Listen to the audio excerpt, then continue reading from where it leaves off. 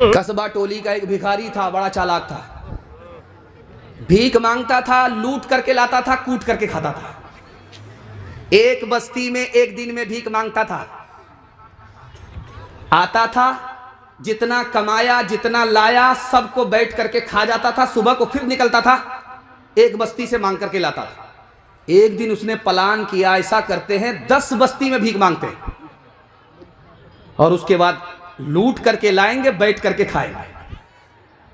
वो 10 बस्ती घूमता रहा, भीख मांगता रहा, झोला भरता रहा। जब तक झोला भरा नहीं वो मांगता रहा। एक बस्ती से निकल करके दूसरी बस्ती से निकल करके तीसरी बस्ती, मांगता रहा। जब झोला भर गया तो घर आया तो देखता क्या है कि उसकी ससुराल के 10 मेहमान बैठे हुए उसका इंतजार कर रहे। तो उसने कहा कहाँ गए थे? कहा कहीं नहीं गए थे, जहां थे वहीं थे, जहां थे वहीं हैं, कहीं कहाँ जा सके। प्लान तो बहुत कुछ किया था लेकिन सब प्लान खाक हो गया। एक आदमी तिजारत करता है, कारोबार करता है, दुकान खोलता है, सुबह से लेकर के शाम तक बैठता है, पसीना बहाता है, 100-200 रुपए कमाता है, उसकी बरकत का अंदाजा आपको नहीं है। एक आदमी LIC की किस्त लेकर के, लोन लेकर के कितना परेशान रहता है कि ये दुनिया उसके लिए जहन्नम बन जाती है, आपको अंदाजा नहीं है। इस्लाम ने कारोबार को हलाल कहा, सूद को हराम कहा। जानते हैं क्यों? सूद में एक आदमी का फायदा होता है और कारोबार में 10 का फायदा होता है। इस्लाम इंसाफ का दीन है, वो 10 का भला चाहता है, 10 का नुकसान नहीं चाहता। अच्छा, सूद हराम क्यों है?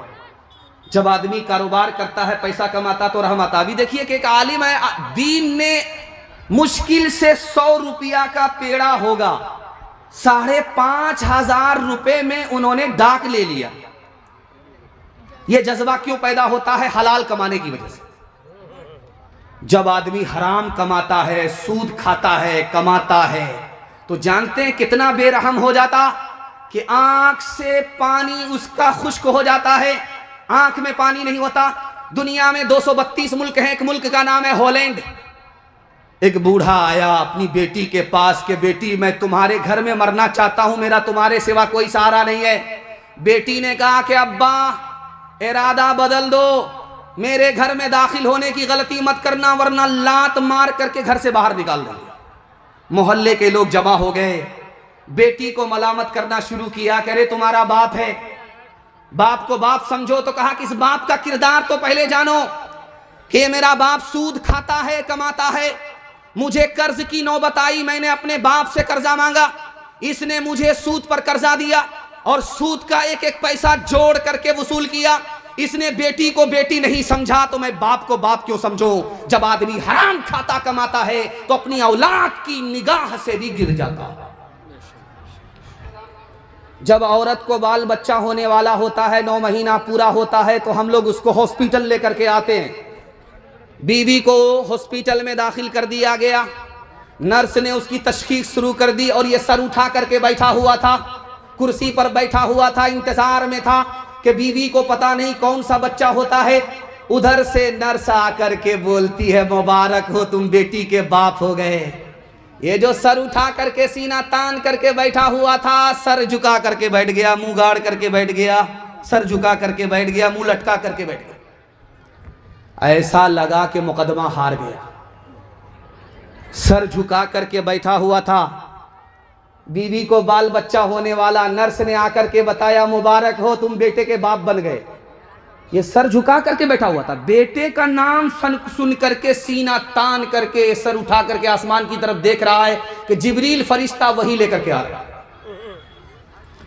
बेटा का नाम सुन करके सीना चौड़ा हो जाता है, बेटी का नाम सुन करके सर झुक जाता है। जानते हैं क्यों?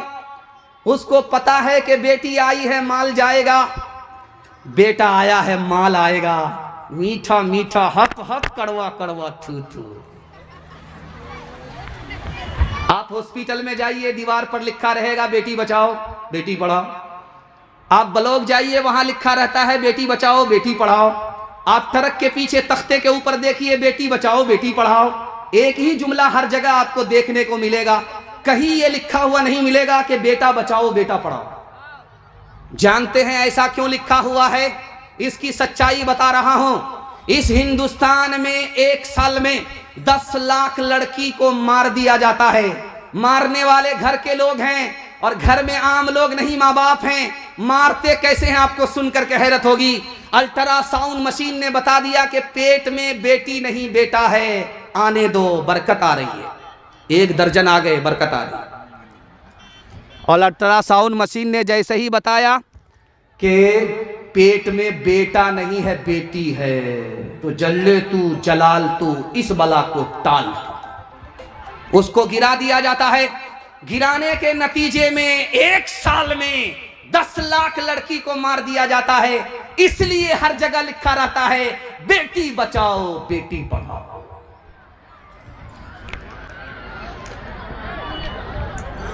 इस बिघोर में, चाहे बारसोई में, हर जगह की एक रिवायत है, याद रखिएगा उसको, कि जिसके घर जनाजा उठता है लोग मिट्टी दे करके उसी के दस्तरखान पर खाना खाने के लिए दावत में बैठ जाते हैं। ये दावत है कि मुसीबत है? अल्लाह के रसूल की तालीम है, सुन्नत है। जब किसी के बाप का जनाजा उठे, किसी की माँ का जनाजा उठे, अपने घर में खाना पकाओ, खाना पका करके ले जाओ, उन मुसीबत के मारों को 3 दिन खिलाओ। 3 दिनों तक सोग है, मुसीबत है, मुसीबत का पहाड़ टूटा है, कयामत टूटी है। उन भूखों को, मुसीबत के मारों को तू अपने घर से खाना पका करके खिलाओ। लेकिन गंगा उल्टी बह रही है। बीमार था तो देखने के लिए नहीं आए, और मर गया तो मिट्टी दे करके उसकी कीमत वसूलने के लिए दस्तरखान पर बैठ गए। बुलंदशहर में माइक लेकर के मरहूम का बेटा खड़ा हुआ कि बिस्मिल्लाह करने से पहले, मेरे दस्तरखान पर खाना खाने से पहले मेरी फरियाद सुन लो, मेरा ऐलान सुन लो।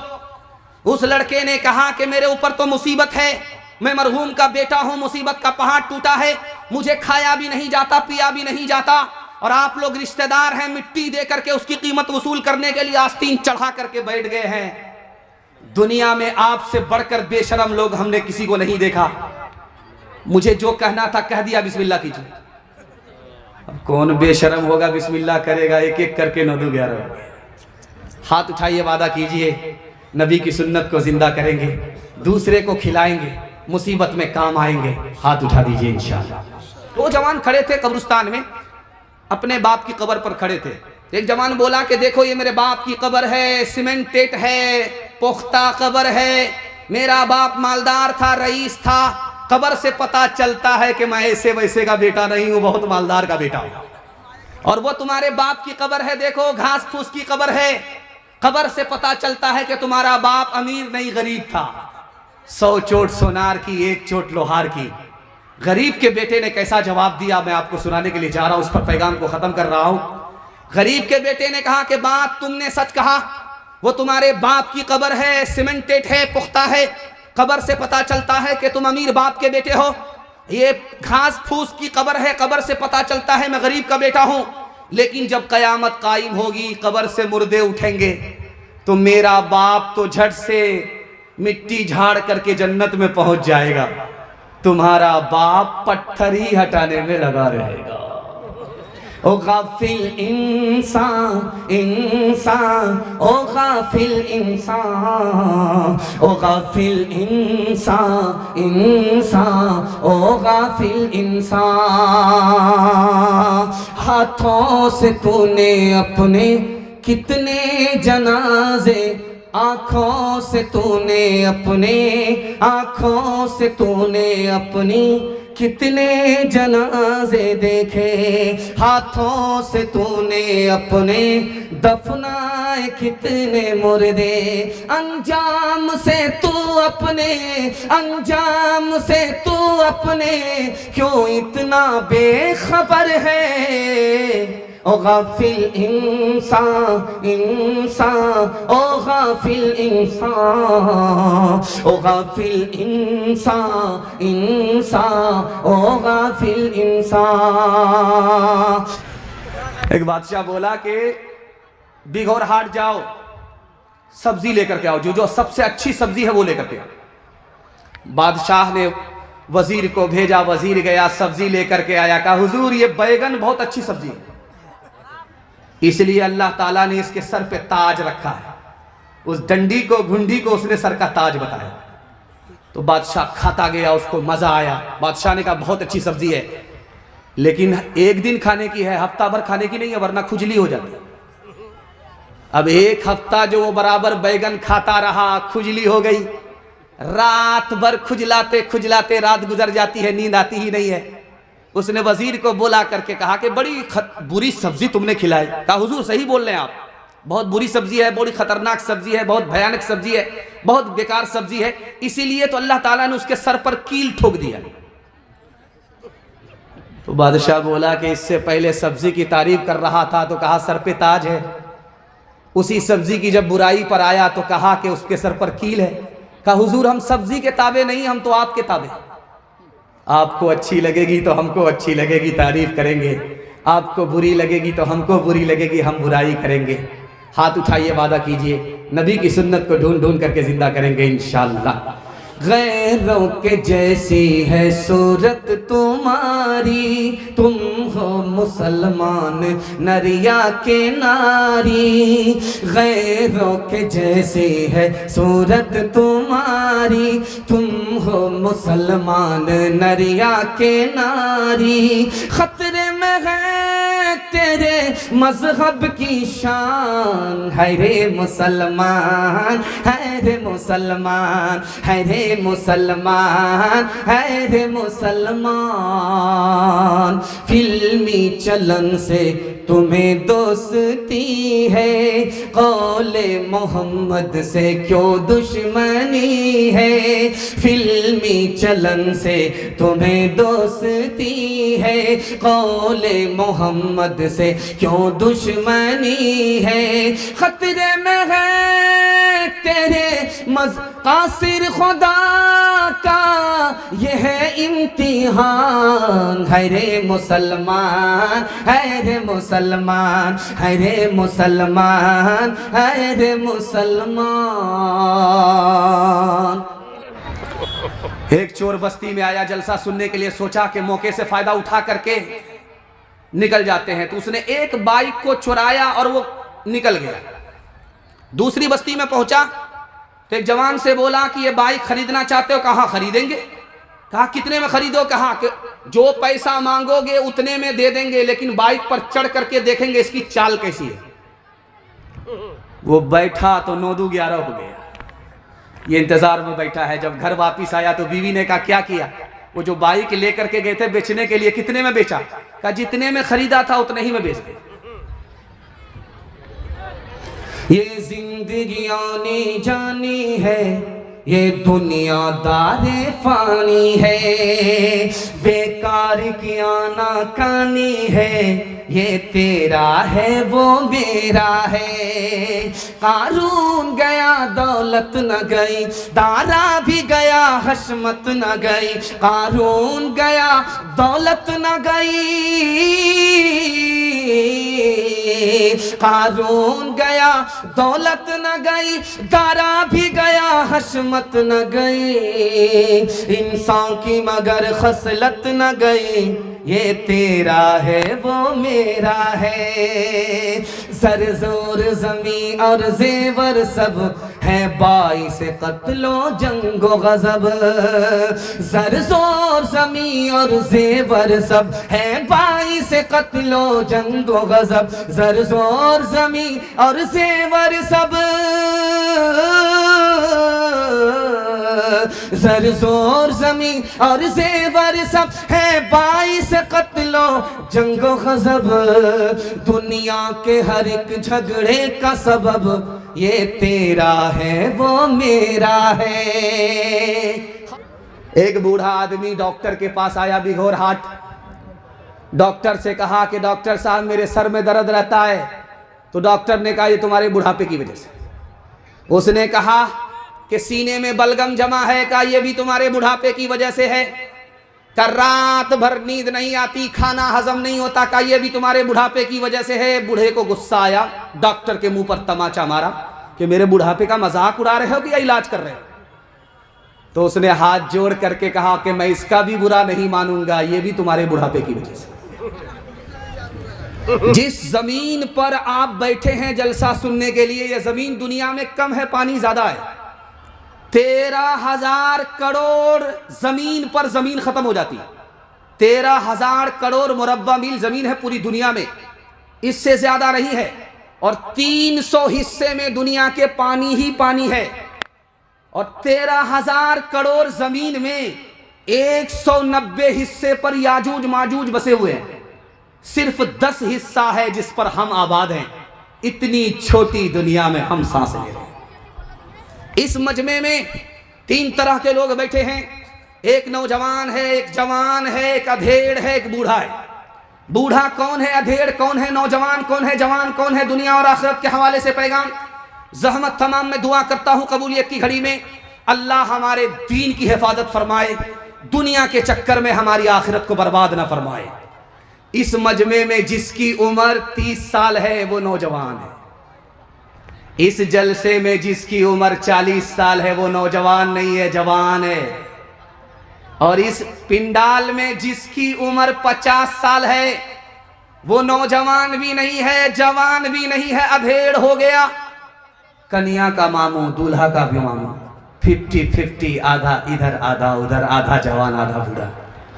और जैसे ही 50 पे 5 का इजाफा हुआ, 55 में पहुंचा।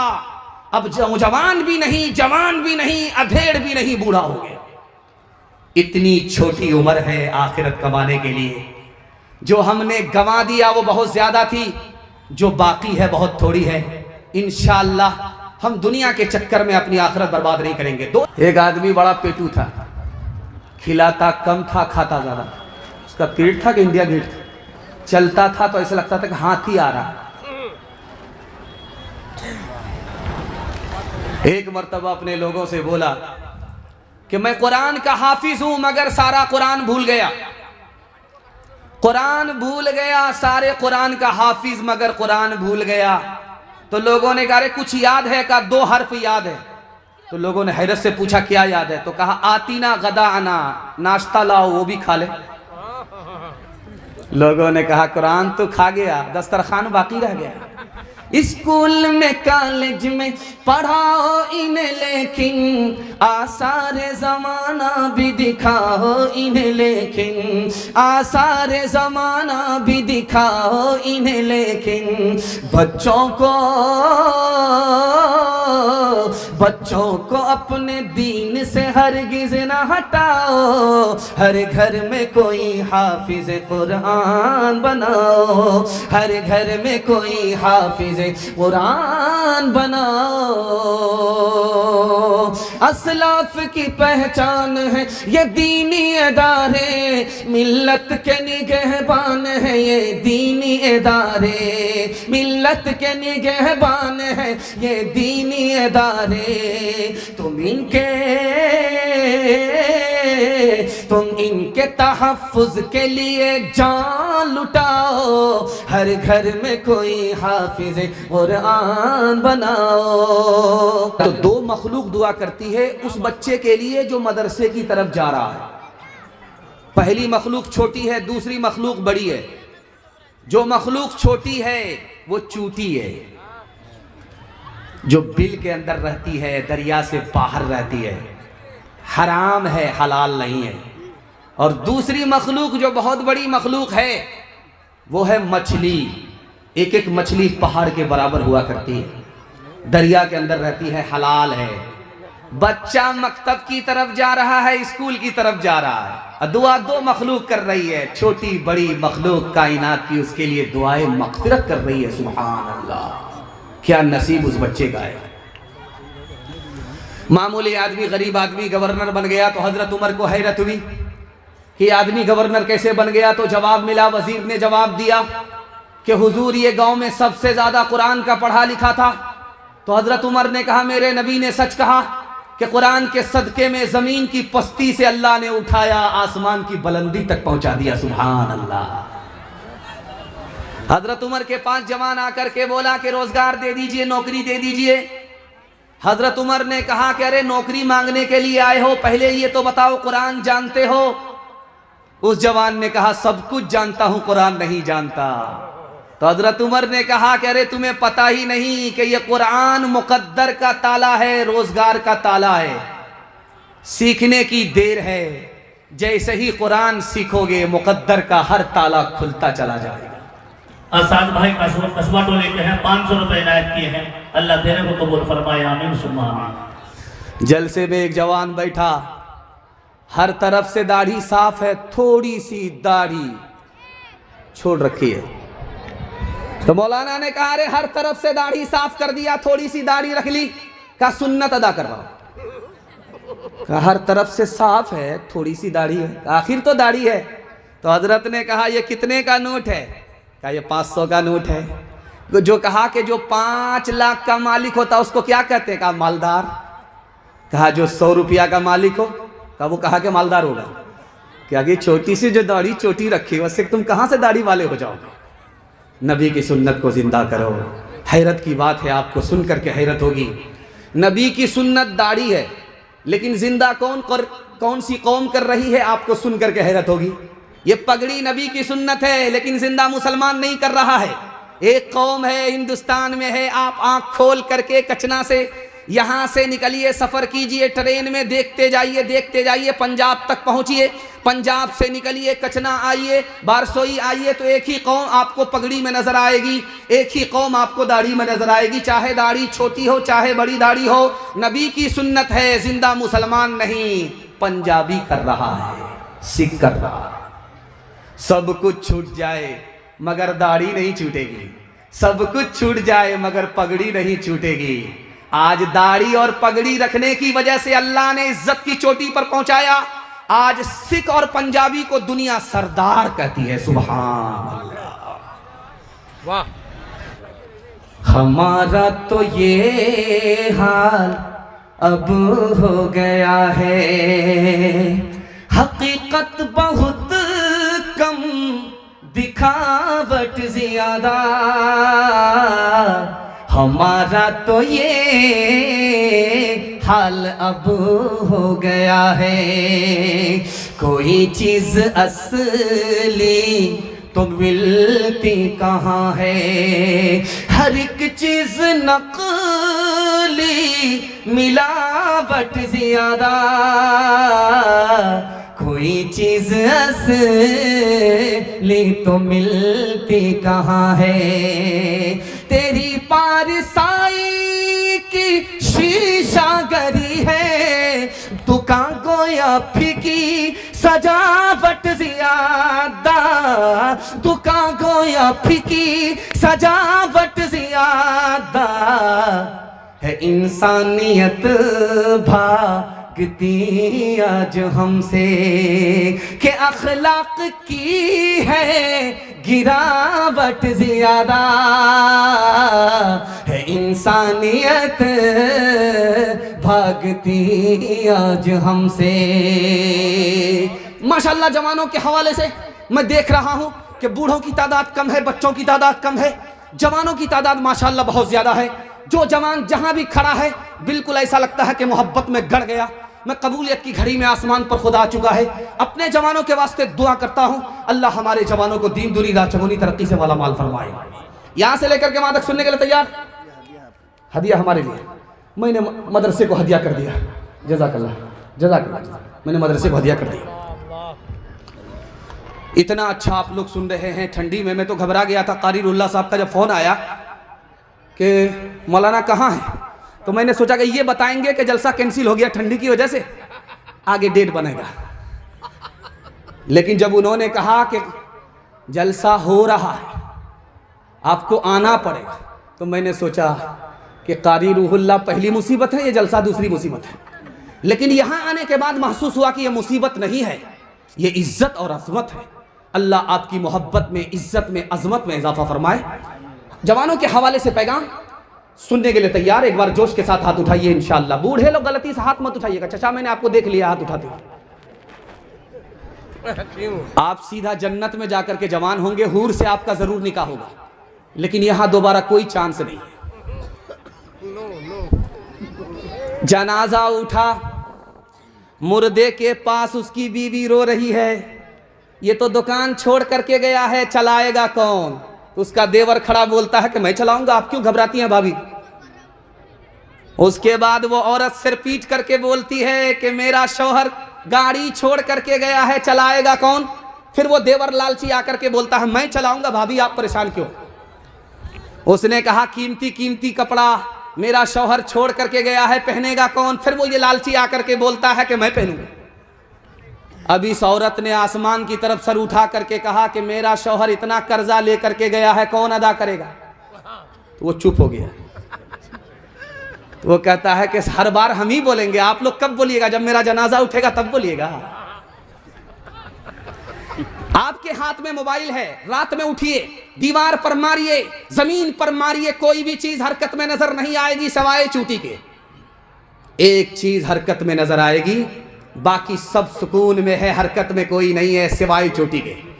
रात में उठिए, दीवार पर देखिए, रात में उठिए, टॉर्च मारिए, आपके मोबाइल में टॉर्च है, जमीन पर मारिए, चूटी हरकत में है। सुलेमान अलैहिस्सलाम ने जवानों से कहा कि जवान जानते हो ये चूटी रात में हरकत में है, सुबह में हरकत में है, हर वक्त हरकत में है, ये सोती नहीं है, जागती है। जाग करके क्या करती है पता है? इसको पता है कि सर्दी के बदले में अभी कमाना पड़ेगा, गर्मी में कमाना पड़ेगा, बारिश के बदले गर्मी में कमाना पड़ेगा। रात दिन एक करके चूटी मेहनत से रोजी कमाती है। सर्दी में और बारिश में उसकी जान भी बच जाती है, उसका खानदान भी बच जाता है। जवानों से सुलेमान अलैहिस्सलाम ने कहा, वो जवान चूटी से नसीहत पकड़ो, महंगाई आसमान को छू रही है, मेहनत करो, हलाल कमाओ, पसीना बहाओ, थक जाओगे आराम करते करते लेकिन गरीब हो जाओगे। मेहनत करते करते अगर थकोगे तो मालदार हो जाओगे, खानदान भी बचेगा, ईमान भी बचेगा।